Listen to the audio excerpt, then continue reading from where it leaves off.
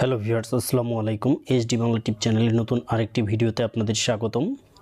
দূরে এবং কাছে, দেশ এবং দেশের বাইরে যারা আমার ভিডিওটা দেখছেন সবাইকে আন্তরিক অভিনন্দন জানিয়ে শুরু করছি আজকের নতুন ভিডিও।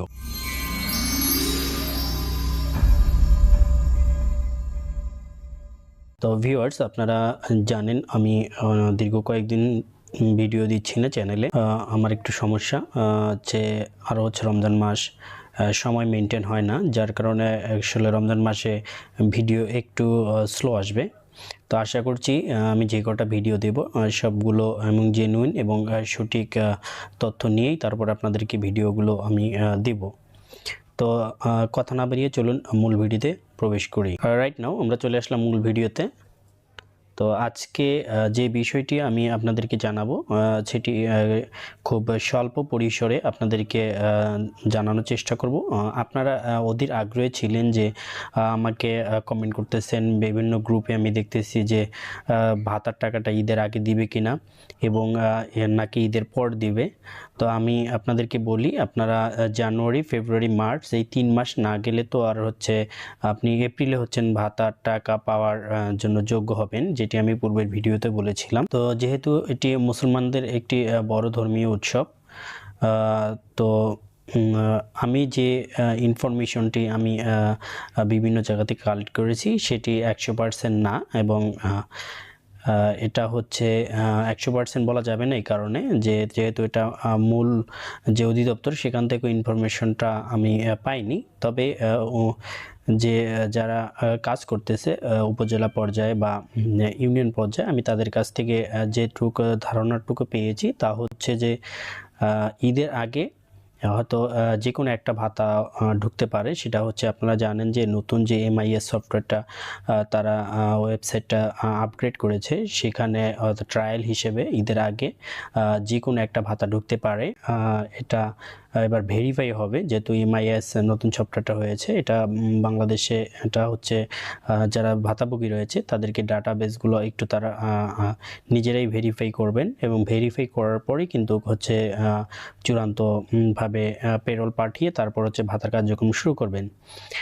তো এটা আমি ইনফরমেশনটা পেয়েছি যে ইউনিয়ন পরিষদে এটা হচ্ছে ঈদের আগে অথবা ঈদের পরেও এটা কার্যক্রম শুরু হতে পারে, যে ভেরিফাইয়ের জন্য।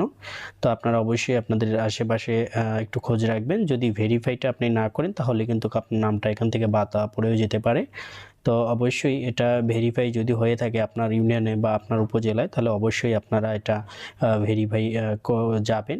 যে যে ডকুমেন্ট নিয়ে যেতে বলে অবশ্যই সেই ডকুমেন্ট নিয়ে গিয়ে অবশ্যই যিনি ভাতাভোগী তাকে কিন্তু উপস্থিত হতে হবে।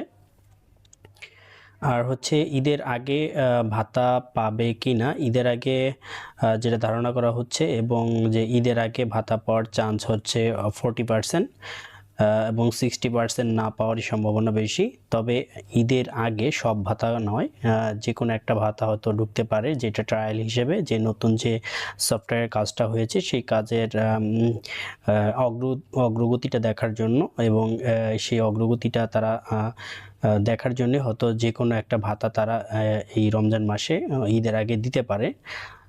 তবে যেটা মাসব্যাপী যেটা আসে, যে 3 মাস পর পরই কিন্তু ভাতা পাওয়ার জন্য, 3 মাস যাওয়ার পর পরই কিন্তু তারা ভাতা পাওয়ার জন্য উপযুক্ত হয়ে থাকে। তো এই 3 মাস না যাওয়া পর্যন্ত ভাতা পাওয়ার সম্ভাবনা খুবই কম। আর যেহেতু, তবে আমি মনে করি যে ঈদের আগে ভাতার কার্যক্রমটা শুরু করা দরকার, কেননা অনেক অসহায় মানুষ রয়েছে যারা এই টাকাটা পেলে তাদের এই ঈদটা একটু আনন্দময় হবে। তো ঊর্ধ্বতন যারা উপর মহলে রয়েছেন, যারা এই ভাতা রিলেটেড কাজগুলো করে থাকেন এবং পেরোল পাঠানোর নোটিশ থেকে শুরু করে সমস্ত কিছু যাদের নির্দেশনা হয়ে থাকে, আমি আশা রাখছি যে তারা এই বিষয়টা দেখবেন এবং অসহায় গরিব মানুষের কথা চিন্তা করে এই রমজানে এই ভাতার দেওয়ার কার্যক্রমটা তারা শুরু করবেন।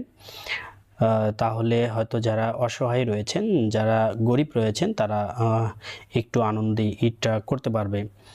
তো ভিউয়ার্স, এই হচ্ছে ভিডিওটা। আর আপডেট তো আমি আপনাদেরকে জানাবই, আপডেট আপনাদেরকে কন্টিনিউ আমি খোঁজ খবর রাখি এবং কন্টিনিউ আমি চেষ্টা করি আপনাদেরকে আপডেটগুলো দেওয়ার জন্য। আর যেহেতু রমজান মাস, সেই ক্ষেত্রে নামাজ রয়েছে, তারাবি রয়েছে, এই জন্য একটা সময় আসলে মেনটেন হয় না এই ভিডিও তৈরি করা, ভিডিও এডিট করা, আবার আপলোড দেওয়া।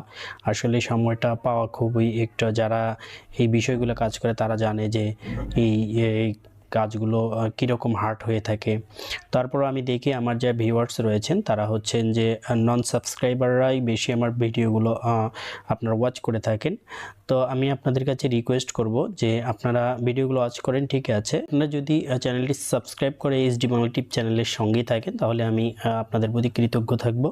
কেননা আমি দেখতে পাচ্ছি যে নন সাবস্ক্রাইবাররাই বেশি আমার চ্যানেলটা ভিডিওগুলো ওয়াচ করে থাকে। আশা রাখছি যে আপনারা অবশ্যই আমার চ্যানেলটি সাবস্ক্রাইব করবেন এবং ভিডিওটি ভালো লাগলে অবশ্যই লাইক করবেন, বেশি বেশি করে লাইক করবেন এবং কমেন্ট বেশি বেশি করে করবেন। আপনারা আমার ভিডিওতে কমেন্ট করলে কিন্তু আমি সাথে সাথে আপনাদেরকে চেষ্টা করি ভিডিওর রিপ্লে আপনাদেরকে দেওয়ার জন্য। তো আপনারা বেশি বেশি কমেন্ট করুন এবং ভিডিওটি ভালো লাগলে অবশ্যই লাইক করবেন। তো কথা না বাড়িয়ে ভিডিওটা এখানে শেষ করছি। সুস্থতা এবং মঙ্গল কামনা করে ভিডিওটা আমি এখানে শেষ করছি।